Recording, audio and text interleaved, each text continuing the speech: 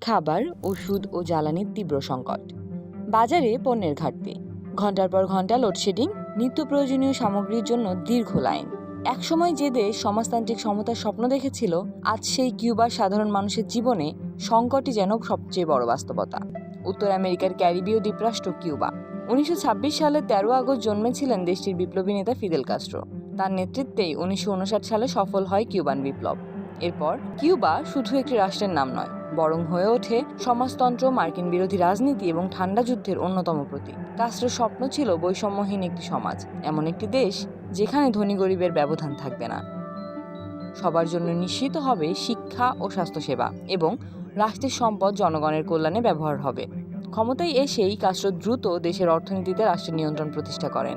Bank, শিল্প কারখানা ও বড় বড় কৃষিজমি জাতীয়করণ করা হয়। ব্যক্তি মালিকানার পরিবর্তে রাষ্ট্রীয় মালিকানা ও পরিকল্পিত অর্থনীতিকে দেওয়া হয় অগ্রাধিকার। এই ব্যবস্থার কিছু সাফল্যও ছিল। বিশেষ করে শিক্ষা ও স্বাস্থ্য খাতে কিউবা আন্তর্জাতিকভাবে প্রশংসা অর্জন করে। সবার জন্য বিনামূল্যে শিক্ষা এবং ব্যাপক স্বাস্থ্যসেবা নিশ্চিত করার ক্ষেত্রে দেশটি একটি আলাদা মডেল তৈরি করে। কিন্তু এই অর্থনৈতিক মডেলের সঙ্গে শুরু থেকেই ছিল বড় ধরনের চাপ। যুক্তরাষ্ট্রের দীর্ঘস্থায়ী বাণিজ্য ও অর্থনৈতিক নিষেধাজ্ঞা কিউবার অর্থনীতিকে ব্যাপকভাবে প্রভাবিত করে। এরপর 1991 সালে সোভিয়েত ইউনিয়নের পতন কিউবার জন্য নিয়ে আসে আরও বড় ধাক্কা। কারণ সোভিয়েত ব্লকের সঙ্গে বাণিজ্য ও অর্থনৈতিক সহায়তার ওপর কিউবার অর্থনীতি অনেকটাই নির্ভরশীল ছিল। তবে বর্তমান সংকটের পেছনে শুধু মার্কিন নিষেধাজ্ঞাকে দায়ী করলে পুরো চিত্রটি পাওয়া যাবে না।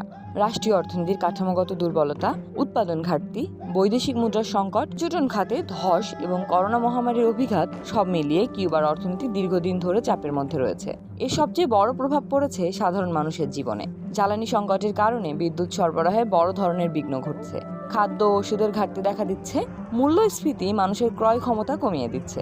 ফলে কিউবার নাগরিকদের একটি বড় অংশকে প্রতিদিনের প্রয়োজন মেটাতেই কঠিন বাস্তবতার মুখোমুখি হতে হচ্ছে।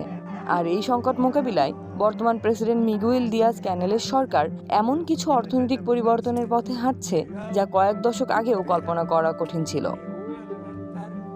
কিউবা ধীরে ধীরে বেসরকারি খাতের জন্য আরও জায়গা তৈরি করছে। ছোট ও মাঝারি বেসরকারি ব্যবসার অনুমতি দেওয়া হয়েছে। কৃষি খাতে সংস্কারের উদ্যোগ নেওয়া হচ্ছে।